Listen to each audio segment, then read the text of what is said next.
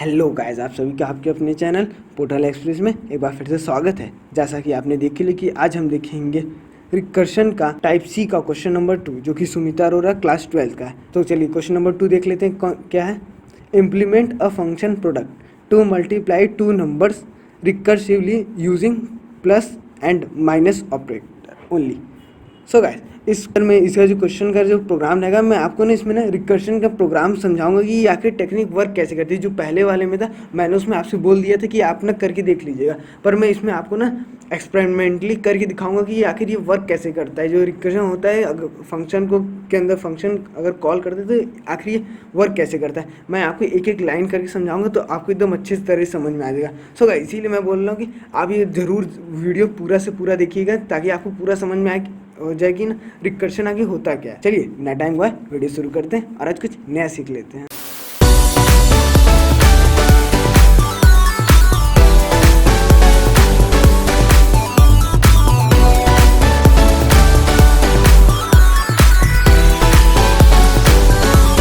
Implement a function product to multiply two numbers recursively using plus and minus operator only।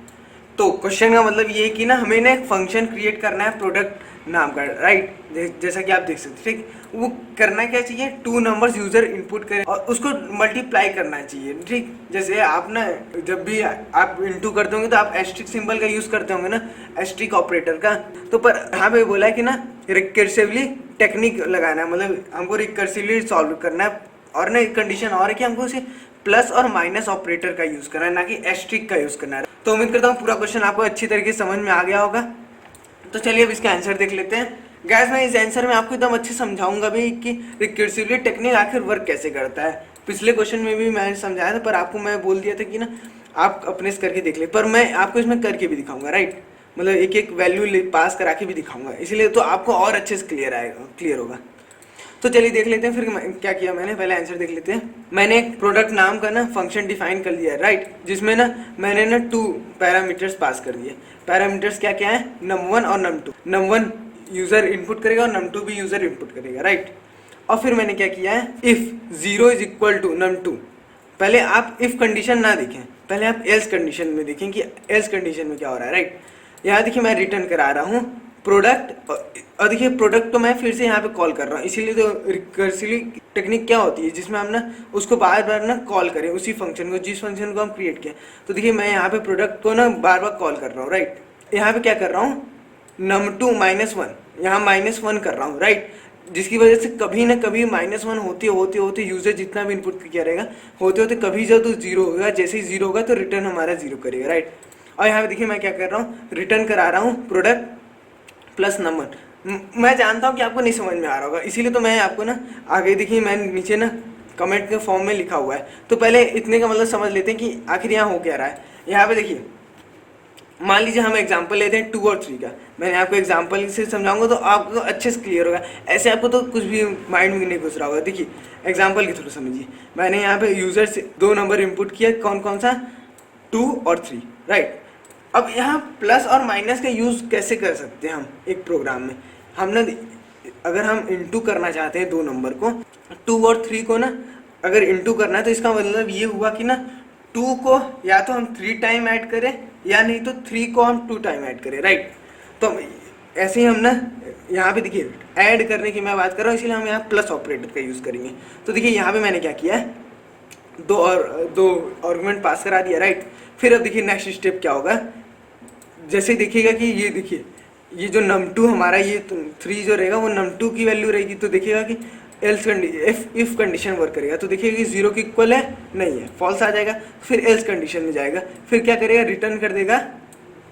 फिर product को call करके यहाँ num2 -1 plus num1 करेगा। तो देखिए मैं एकदम ठीक उसी तरह लिखा हूँ, राइट। यहाँ पे 3 -1 कर दिया तो 2 हो गया, और यहाँ पे देखिए 2 का एज इट इज लिखा हुआ है। num1 की वैल्यू क्या है, 2, राइट। num1 की वैल्यू है 2 और num2 की वैल्यू है 3। तो अब उससे हर बार ना उससे कम होता जाए, राइट। फिर मैंने ये तो पहले ही से कॉल हुआ था, फिर इसके अंदर भी तो कॉल होगा। तो इसके अंदर देखिए कॉल हुआ है, तो जब कॉल करने जब जाएगा देखिए 2 तो 0 के इक्वल है नहीं, राइट। तो अब क्या होगा कि ना फिर ये 1 माइनस करके लेगा। तो यहाँ देखिए अब इस बार जो प्रोडक्ट है इस फंक्शन में ना क्या हुआ है, 2 में 1 माइनस हो गया तो यहाँ देखिए आ गया 1, राइट। फिर यहाँ पे 2 प्लस हो गया, जैसे कि एज इट इज़ यहाँ देखिए लिखा हुआ है प्लस 1, राइट। हमें हमेशा 2 ही प्लस होगा, राइट। अब फिर उसके बाद क्या हुआ देखिए, फिर इस फंक्शन 3 फंक्शन हुए 3 टाइम्स, क्योंकि रिपीट होने थे, क्योंकि यूज़र ने 3 इनपुट किया था, राइट। तो अब देखिए यहाँ क्या हुआ कि ना, क्या हुआ, प्रोडक्ट में 2 और 0 आ गया, मतलब कि 1 माइनस कर देंगे तो 0 आया, ठीक। अब क्या होगा कि ना, जैसे ही देखा कि भाई जैसे ही प्रोडक्ट ये जो फंक्शन हमने क्रिएट किया था उसमें क्या अब आ चुका है 0, ठीक। तो ये यहाँ देखिए, जैसे इफ़ num2 इक्वल टू 0, देखिए मैंने यहाँ पे लिखा हुआ है इफ़ num2 इक्वल टू 0 तो रिटर्न 0 होना चाहिए, राइट। तो देखिए नेक्स्ट स्टेप में मैंने वही किया है, यहाँ देखिए 0 आ गया, ठीक। यहाँ पे देखिए इस पूरे की वैल्यू प्रोडक्ट से लेकर के यहाँ तक, जहाँ पे ना स्मॉल ब्रैकेट क्लोज हुआ है, इसको कह सकते हैं पैरेंथेसिस ब्रैकेट ना, जहाँ क्लोज हुआ है, यहाँ से लेके पूरी यहाँ तक की वैल्यू मैंने ना 0 रख दी, क्योंकि यहाँ की वैल्यू आएगी, रिटर्न कर दिया भाई 0, राइट। उम्मीद करता हूँ कि आपको समझ में आ रहा होगा। अगर नहीं समझ में आ रहा तो आप वीडियो को फिर से रिपीट करके देख लेंगे, आपको अच्छी तरीके से क्लियर हो जाएगा।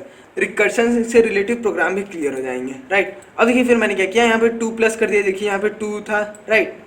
0 प्लस 2 करेंगे तो हमारा आ जाएगा 2 आ जाएगा, राइट। तो अब देखिए ये जो प्रोडक्ट था इसको अब हटाएंगे हम यहाँ से, और ना जो इसकी वैल्यू आएगी 2, मैंने यहाँ पे लिख दिया। अब 2 प्लस 2, देखिए यहाँ पे 2 प्लस 2 आ गया, क्योंकि ये 2 यहाँ पे भी है, राइट।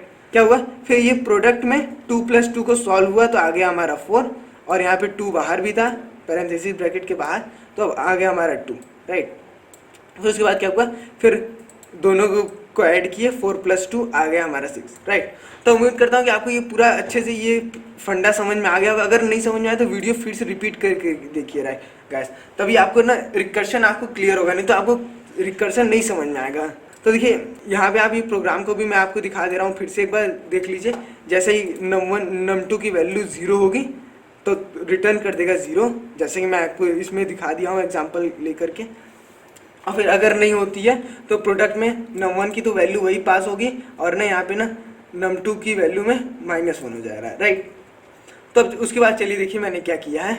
उसके बाद देखिए मैंने यूज़र से लिखा कि भाई इंटर इनपुट फर्स्ट नंबर, और फिर इनपुट यूजर्स करा लिया सेकंड नंबर। वेरिएबल में एक ए नाम का वेरिएबल ले लिया, एक बी नाम का वेरिएबल ले लिया, फिर इसको आर्गुमेंट देकर के पास करा दिया। और गाइस यहाँ देखिए मैं उसमें रिटर्न करा रहा हूँ ना, यहाँ पे देखिए मैं रिटर्न करा रहा हूँ वैल्यू बार बार, देखिए यहाँ पे मैं ना हमेशा रिटर्न करा रहा हूँ। तो इसलिए हमको यहाँ पे क्या करना पड़ेगा, प्रिंट फंक्शन का यूज़ करना पड़ेगा, कि जो फाइनल आंसर भाई हमारा आएगा 6 प्रिंट हो जाना चाहिए, राइट। तो उम्मीद करता हूँ कि आपको ये पूरा प्रोग्राम समझ में आ गया होगा। चलिए मैं आपको रन करा के दिखा देता हूँ। चलिए जो एग्जाम्पल मैंने लिया था वही लेते हैं। मैंने फर्स्ट नंबर में क्या लिया था 2, और फिर सेकंड नंबर में मैंने लिया था 3। तो यहाँ 3 इनपुट करें, देखिए हमारा आंसर है 6। जब आप इन दोनों को इंटू करेंगे तब पर भी 6 आएगा। अब आप जितने लॉन्ग नंबर लेना चाहते हैं वो ले सकते हैं, पर एक भी ध्यान रखिए, आपके जितने कंप्यूटर का स्पेस होगा ना, मेमोरी स्पेस जितनी कैपेसिटी होगी उतना ही। अगर आप बहुत ज़्यादा बड़ा नंबर ले लेते हैं तो आपका एरर शो कर देगा, राइट।